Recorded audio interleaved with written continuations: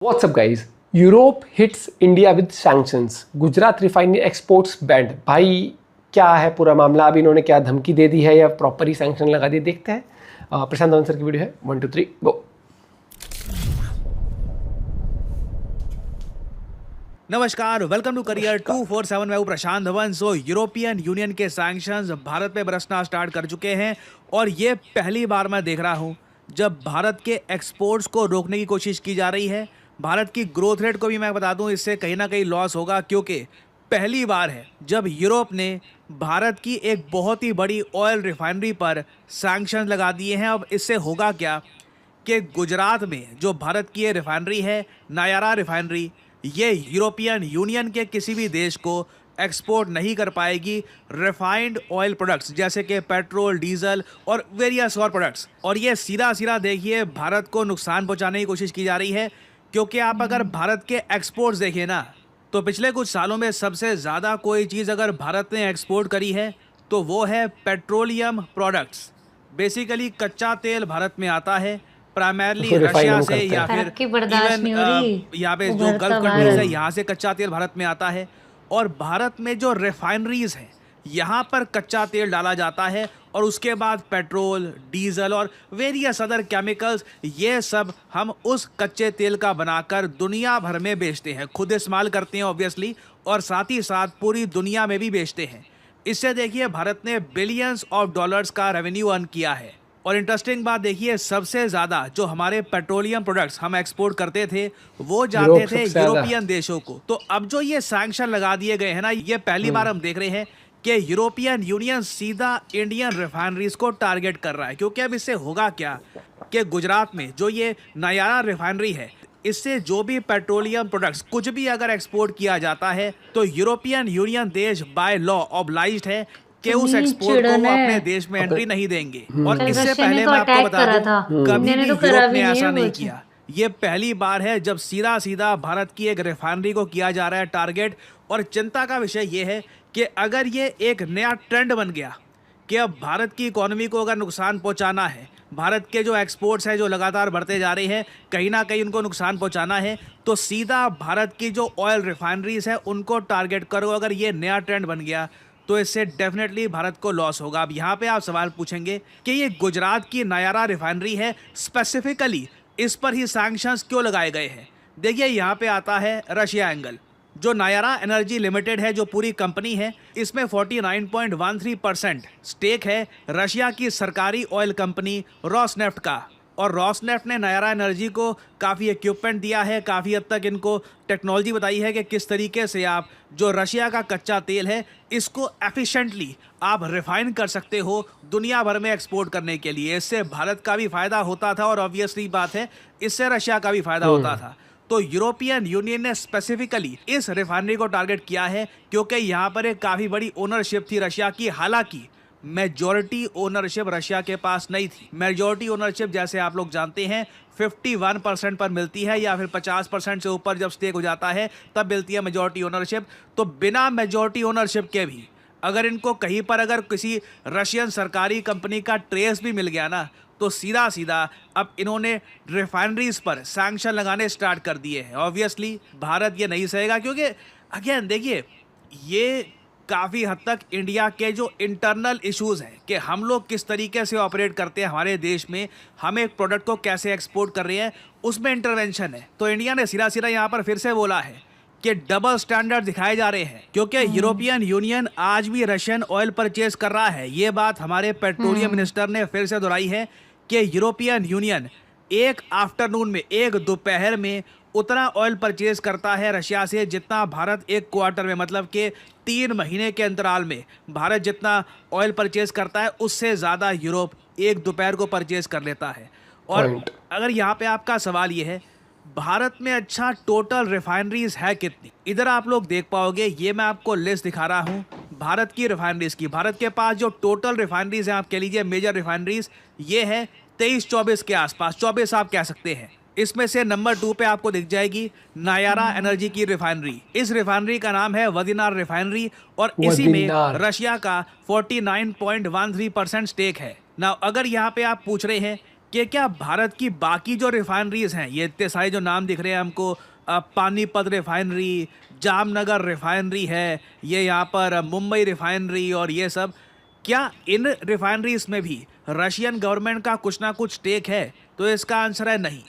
एक ही रिफाइनरी थी भारत की जहाँ पर रशियन गवर्नमेंट का स्टेक था। बट प्रॉब्लम यहाँ पर ये आती है कि यूरोप ने ना पहली बार एक ऐसा इकोनॉमिक शस्त्र का इस्तेमाल किया है जिसको यूज़ करने के लिए कल को वो कोई भी लॉजिक लगा सकते हैं। अब जैसे बाकी जो हमारी रिफाइनरीज हैं, जामनगर या फिर ये बीना रिफाइनरी, हल्दिया रिफाइनरी, बिल्कुल यहाँ पर रशियन गवर्नमेंट का कोई स्टेक नहीं है। मगर मान लीजिए कल को रशिया से कच्चा तेल भारत परचेज करता है और इनमें से किसी एक रिफाइनरी में जो वो प्रोडक्ट्स हैं, पेट्रोल, डीजल वगैरह, उसका हम बना देते हैं। अब यूरोपियन यूनियन को कहीं से पता लग जाता है, बिल्कुल लाइव डेटा उनको मिल जाता है कि ये कच्चा तेल रशिया का आया है यहाँ पर और इन रिफाइनरीज में इसको प्रोसेस करके रिफाइन किया जा रहा है, इसके जो प्रोडक्ट्स हैं ये बनाए जा रहे हैं ना। उस केस में एक बार को यूरोप ये भी तर्क लगा सकता है कि जी हम इन सब रिफाइनरीज पर भी लगा देंगे सैंक्शंस, प्रतिबंध, और ये जो प्रतिबंध है ये है भी बहुत ज़्यादा कड़े। सीधा सीधा यूरोपियन मार्केट का एक्सेस बंद हो जाता है इससे। और आप अगर मुझसे पूछें, ये जो स्पेसिफिकली किया जा रहा है ना, ये सिर्फ रशिया को रोकने के लिए नहीं किया जा रहा। तर्क ऑब्वियसली यहाँ पर यही दिया जाएगा कि जी हम रशिया को रोकना चाहते हैं, ग्रोथ पे हम भी चाहते हैं इफेक्ट कि करेगा। रशिया के पास पैसा ना पहुंचे जिससे यूक्रेन पे वो आक्रमण ना करे वगैरह। बट जो एक्चुअल गोल है ये मैं देख पा रहा हूँ, इंडिया भारत की जो प्रोग्रेस है, भारत की ग्रोथ रेट है, हाँ। उसको लेकर भी कहीं ना कहीं इनसिक्योरिटी बोला है था यूरोप ना, में। ये कहीं ना geopolitics में कहीं कोई बाधा दोस्त डालना नहीं होता। चाहते हैं कि जो हमारे जलन। एक्सपोर्ट्स है, पेट्रोलियम एक्सपोर्ट्स, वहां पर प्रॉब्लम ये लोग खड़ी पर कर एक ही दें। और अभी बंदा तो है इन देखो, मैं सब कहूंगा चीज के शुरुआत पीछे, है। ट्रम्प। मान लीजिए हाइपोथेटिकली स्पीकिंग, जो रशिया सैंक्शंस एक्ट यूएस पास करने में लगा है, अगर वो पास हो जाता है ना, तो आप कह लीजिए यूएसए से भी सैंक्शंस की बारिश होगी जो इंडिया के एक्सपोर्ट्स को हिट कर सकती है बुरी तरीके से। अब अगला सवाल है यहाँ पे आपका ये आएगा कि क्या रशिया की जो फ्यूचर इन्वेस्टमेंट्स होनी थी भारत में, वो भी अब रुक जाएगी? ऑब्वियसली देखिए, भारत का हर तरफ से यहाँ पे लॉस हो रहा है। एक तो एक्सपोर्ट, हमारी जो डेस्टिनेशन थी एक रिफाइनरी की, वो ब्लॉक कर दी गई है। बाकी रिफाइनरीज पर ये क्या प्रतिबंध लगाएंगे फ्यूचर में, क्या उसका करेंगे, भी कुछ वो पता नहीं है। क्योंकि जो इनकी भाषा है वो तो ऐसा ही है कि 50 दिन का टाइम दे रहे अड़ियल, हैं वो और जल्दी धमकी। से ये इशू रिजॉल्व करो, जल्दी से धमकी व्लादिमीर सीधा। पुतिन को कॉल करो, बोलो कि सीज फायर करवाए यूक्रेन में। अगर वो नहीं होता तो उसके बाद जो भी कंट्रीज रशियन ऑयल परचेज कर रही हैं सब पे लगा देंगे सैंक्शंस।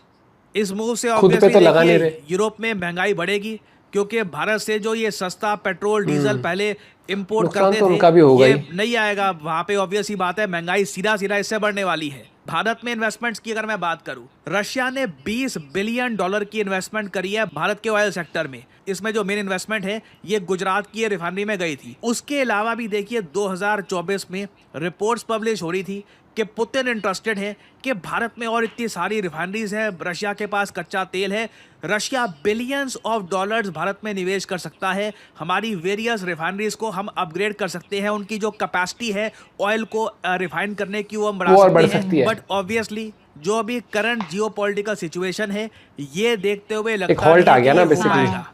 तो अपने आप में ये ट्रैजिक है। अगर ये सब ना हो रहा होता और काफ़ी हद तक आप कह लीजिए यूक्रेन रशिया का सीज फायर हो जाता, तो उस केस में रशिया परहैप्स 30 से 40 बिलियन डॉलर भारत के ऑयल सेक्टर में निवेश कर लेता। तो पर्सनली आप अगर मुझसे पूछे, मेरा मानना तो ये है कि अगर यूक्रेन रशिया के बीच में युद्ध विराम हो जाता है तो उससे बढ़िया चीज़ क्या है। ये सबके लिए अच्छा है, ये रशियंस के लिए अच्छा है, यूक्रेनियंस के लिए अच्छा है, ये इंडिया के लिए बहुत अच्छा है, क्योंकि इससे इंडिया और रशिया ट्रेड कर पाएंगे। रशिया पे सैंक्शंस थोड़े से और कम हो जाएंगे। अगर हमको मान लीजिए hypothetically speaking Russian 5th generation fighter jet purchase करना है, उसका रास्ता रिलेटिवली आसान हो सकता है। रशियन ऑयल इन्वेस्टमेंट्स आराम से आ पाएंगी। It will be a win win for everyone. मगर प्रॉब्लम देखिए यहाँ पर यही है कि सीज फायर का वातावरण बनता है, फिर अचानक से कोई एक बड़ा अटैक हो जाता है और सारी बातचीत टूट जाती है। मैं रिसेंटली देख रहा था, द गार्डियन ने एक आर्टिकल पब्लिश किया था, बहुत ही अच्छा आर्टिकल है, पूरा एक एनालिसिस है, 5 दिन पुराना है, जहाँ पे ये कहते हैं कि यूक्रेन को एक ऐसे भविष्य के लिए तैयार रहना होगा जहां पर कोई सीज फायर होगा ही नहीं। मतलब यहाँ पे बात की जा रही है कि यूक्रेन रशिया वॉर हो सकता है कि 1 दशक तक आने वाले समय में चलती ही रहे और कोई सीज फायर वगैरह कुछ नहीं होगा। अगर ऐसा होता है तो ये डेवस्टेटिंग होगा कई देशों के लिए, भारत के लिए कहीं से भी ये बेनिफिशियल नहीं है। बट रशिया ये कई बार बोल चुका है, ये आज के समय एक वॉर इकोनॉमी बन चुकी है कम्प्लीटली। अगर ये चलती है वॉर 10 सालों के लिए तो they are very much ready for it. तो आने वाले समय में देखिए भारत पर प्रेशर, अगर स्थिति ऐसी ही रहती है, बढ़ता रहेगा। अभी ये यूरोप के सैंक्शंस आए हैं, देखना होगा कि यूएस क्या करता है। Interesting things will happen in the future. कुछ अपडेट्स होती है तो मैं आपके लिए अपडेटेड वीडियोस लाता रहूँगा। देखिए ये अभी देखो, अगर यूरोप इस रास्ते पर चला है तो कहीं ना कहीं यूएस भी कुछ ना कुछ तो लेके आएगा, क्योंकि अब उसका ट्रम्प का मत्था सनक गया है। उसने सोचा हुआ है कि कैसे भी करके, उसने बोल दिया ना 50 दिन के अंदर करो इस चीज़ को, सॉर्ट आउट करो ये चीज़ वो चीज़।